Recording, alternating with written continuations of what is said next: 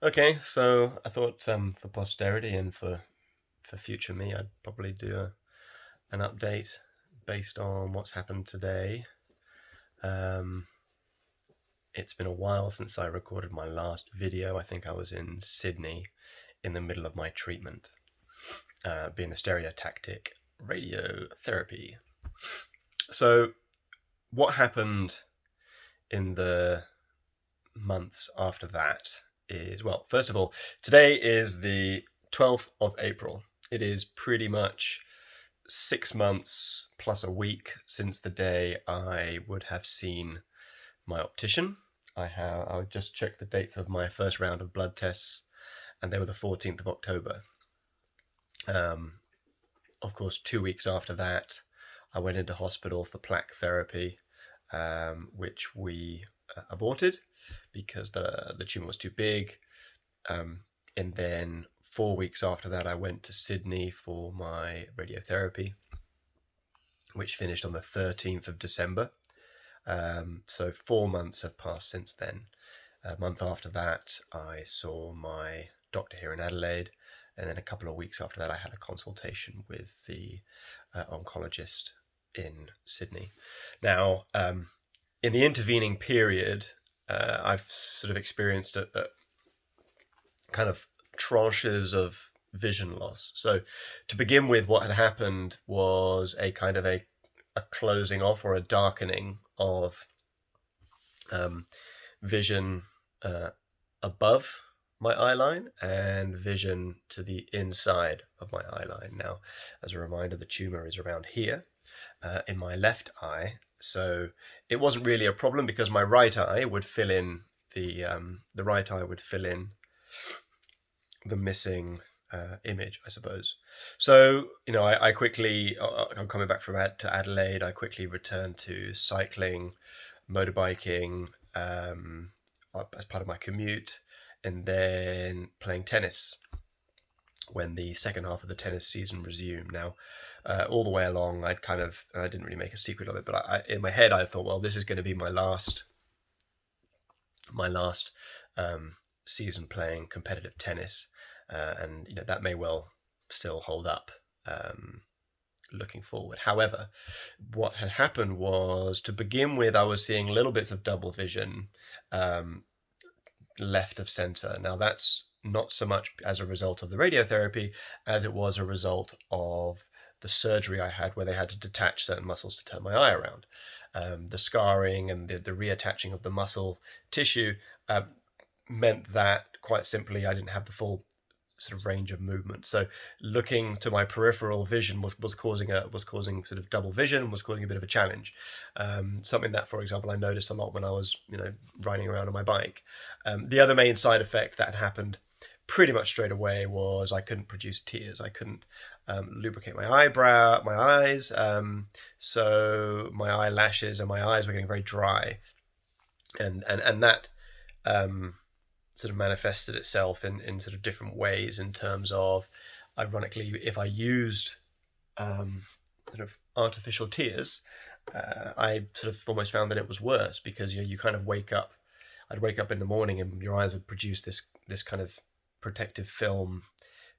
I'm not sure it's the conjunctiva, but ultimately, so it's not just your tear duct ultimately that produces lubricant for your eyes. So overnight, I'd wake up with this film, and I found that if I started using the eye drops, it would almost wash that away, and so then I'd need more and more of them throughout the course of the day, which was slightly frustrating. So I found that actually, if I went without anything, I was able to get through the day. And I also used this cream, which I've thrown it all away. This cream which I used in my eyes at night. I'm not using this anymore. It was a hydrocortisone cream, which ultimately sort of helped my eyes, I don't want to say repair themselves, but it soothed them overnight. So after that, so where was I? Dry eye, difficult with peripheral vision, but I still had a strong focal middle. So where the macula is, where you see if you're reading, that was actually still okay. And then as the I'll sort of refer it in terms of the tennis season, because that's pretty much in my head was how I saw the the impact to my daily life was, when you're seeing a tennis ball at the other end of the court and it's flying at you at a pace, trying to identify the exact point and place of that ball was getting harder and harder. And I noticed there were step changes as my vision was changing. And I couldn't, it was imperceptible to begin with. It was just kind of this bizarre difficulty in seeing the ball. And I don't mean seeing it, I mean identifying its exact place in time, because it's traveling at you at 60, 70 miles an hour or whatever that is. So I hadn't really put my finger on what exactly it was, but over the last probably 3 weeks, I'd identified the fact that actually what was happening was a distortion of my vision. So my field of view was becoming increasingly distorted. So if I looked at a ball, I wouldn't see a round ball. I would sort of see this kind of off-center oval. If I look at an ordinary saloon car, it looks like a sports car because the top is just kind of compressed. So that was a peculiar experience. But what it meant that I was having increasing double vision, and my brain was having more difficulty in discerning which was the correct image to take. So ironically, if not ironically, it's the wrong word. So if I'm sat at my desk, it was easy for me to read. It's easy for me to work and on sort of Excel spreadsheets, which is where I live my life, in Excel. However, when you're out and about, it suddenly your brain is permanently having to kind of discard one image, but it's finding it harder and harder to do that. So that is as it was. Life was becoming more difficult, and whilst I should say it's frustrating, when you've been through the journey, there's a degree of acceptance. The point that I was having was, this question in my mind was, is this the side effect? If so, accept it. A small part of my sort of thought process was, is my condition worsening? And that's the gremlin in your mind, where throughout this whole process, I've sort of been trying to repeat positive mantras to myself about how I have to believe the process is working. I have to believe in my body and control my mind. As crazy as it may sound, I at 3 o'clock in the morning, if I wake up, I find myself repeating, my mind is strong, my body is healthy. My mind is strong, my body is healthy. Many, many times to convince myself and quieten the gremlins that are there hopping around, from nodule to nodule in your brain, giggling, saying this could be bad. So that was quite difficult. So you are questioning whether this worsening in your vision is just a side effect or a worsening in the condition. And that was my biggest single concern. The doctor in Sydney, who I had complete faith in, he was an incredibly reassuring individual. One of your doctors that is just full of self-belief, and his belief in his own abilities makes you believe in his abilities, and that's not a question of him being arrogant. I think it's just his belief in the science. And so he believes in the science, I believe in him, therefore I believe in the science. And he said that I had a really good chance. So there we go. Fasting forward all the way to last week, I had to have my first ultrasound since coming out of my operation. So when I had my operation, I had a follow-up ultrasound to make sure the eye was okay, to make sure that everything had started recovering, at which point the ultrasound doctor had told me, we think the tumour's grown, which was upsetting at the time, because as soon as somebody gives you that kind of news, you start thinking the worst. My ocular oncologist said, no, don't worry, it's all in hand, we'll take care of it. And that's how that transpired. Last Thursday, I turn up at the hospital to do my ultrasounds, and I said to the junior guy, I don't want to know.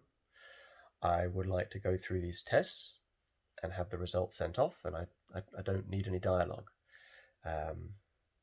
So the junior doctor did all the scans, and the senior doctor came in, and as soon as he'd finished scanning and looking at things and going to my eye, to my liver, first thing he says to me is, I'm afraid to say your lump hasn't shrunk. It's not shrunk, and if anything, it's slightly larger. Which, 6.5 months after first identifying you have a cancerous tumor, and 3 to 4 months after the end of your treatment, it's not really what you want to hear. That was Thursday, and today is Monday. So Thursday night, Friday, Saturday, Sunday passed, and the whole time I'm trying to convince myself that it's okay. Thankfully, as soon as I came out, I messaged my ocular oncologist and said, look, this is what he said. He texted me back saying, don't worry, this is actually quite common. Let's look at it on Monday. Everything's going to be fine. And that put my mind at ease, because I sort of had a faith in myself that everything was going to be okay. I feel fine. I've entered myself into a 150-kilometer bicycle ride, which is in 2 weeks' time, less than 2 weeks' time. So I feel in good shape. And a lot of the time when I've been cycling home or I've been riding, I've had this sort of this inner resolve that everything is okay, and I feel fine and I feel strong. But when somebody gives you that news, it's like a punch to the gut. So I had this scan with this ultrasound senior doctor who I felt absolutely read the room incorrectly, and I should have been, and maybe I'm guilty enough in not making it clear enough to the senior doctor. I don't want to hear anything. I want the scans to happen and the results to be sent. I don't want to hear your sort of conclusions. You're not my doctor, you're not my oncologist, and you don't understand the context. So I actually managed to sleep okay all the nights, amazingly. My wife's been exceptionally good at helping me get through some of the mental aspects of this, and as have my children. But I've also learnt some mental triggers to calm the mind, and some which Kainara's taught me, and she's been great in that front. So I'm conscious that the video is getting longer, but fast forward to this morning. We go in and they dilate the pupils, and I do the eye tests, and my left eye is, I'm looking at the chart and it's just all over the place. Very hard for me to see, and sometimes it's coming in and out of focus. So eventually, they dilate the pupils, they take me in for the imaging camera, and I have the appointment, and we're looking at the scans. He reads the letter, he reads the referral letter from the ultrasound doctor, and he talks about how the eye tumor may have grown by 0.5 millimeter. My lungs were clear, and that I have a small cyst, or a hemangioma. I've forgotten the name now. I was looking it up earlier, but which is basically a swollen blood vessel, and I think it's kind of those. So I am being referred to a medical oncologist as a checkup, but that is most likely to be precautionary. They believe that it's fine, so I'm not too worried about that, to be honest. What I was more keen to understand was the imaging from they have this wide angle camera that takes this amazing photo from the whole sort of inside of your eye, and then it captures the entire wall, and I could see the tumor. So 14 minutes into the video, I apologize, but I could see the tumor, and I could see the effect that the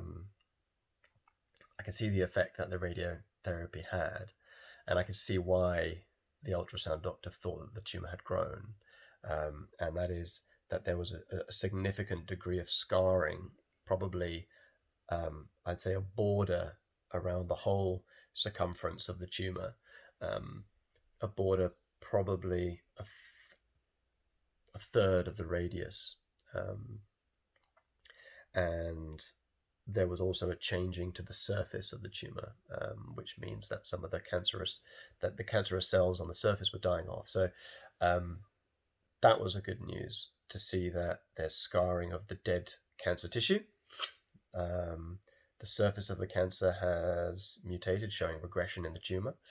And then this distortion of the vision that I've had is based on small amounts of fluid that the tumor has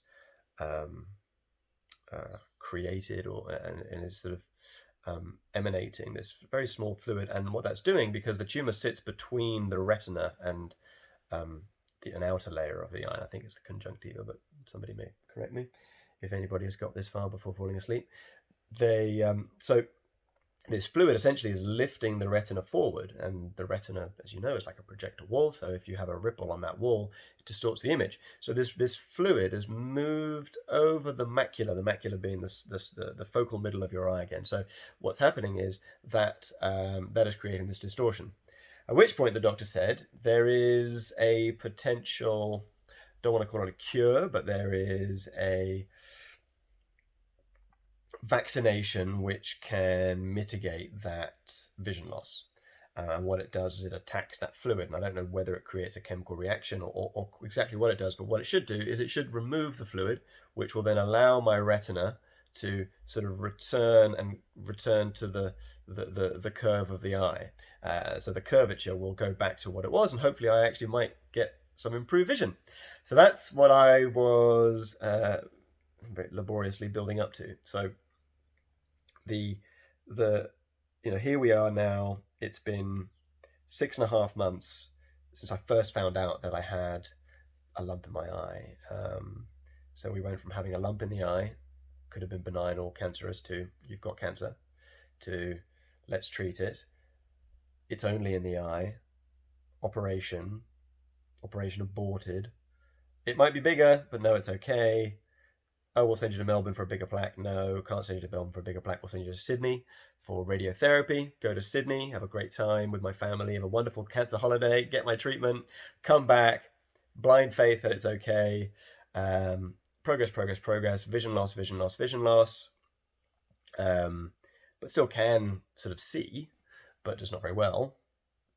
Out of my left eye, my right eye is fine. And then scans. Oh my goodness. Looks like it's worse. Today, no. Your cancer is hopefully dying. It's going through the throes. It's in the throes of agony. And we are hopefully now seeing, for the first time, as I say, in almost 7 months, evidence of progress. And I think that's the thing where it's been, especially the last 12 hours, has been quite emotional, because a 7-month journey is kind of, I won't say it's come to an end, but there's some kind of clarity, and that's been amazing. So I had the injection. We'll see how my eye improves. I may get some restoration of vision, which would be amazing. It'd be absolutely phenomenal. But if I don't, it is what it is. I'm just happy that I know that the treatment is doing what it should, and I'll have another scan in 2 months. I will see an oncologist about my liver, but I feel like we're on the right road.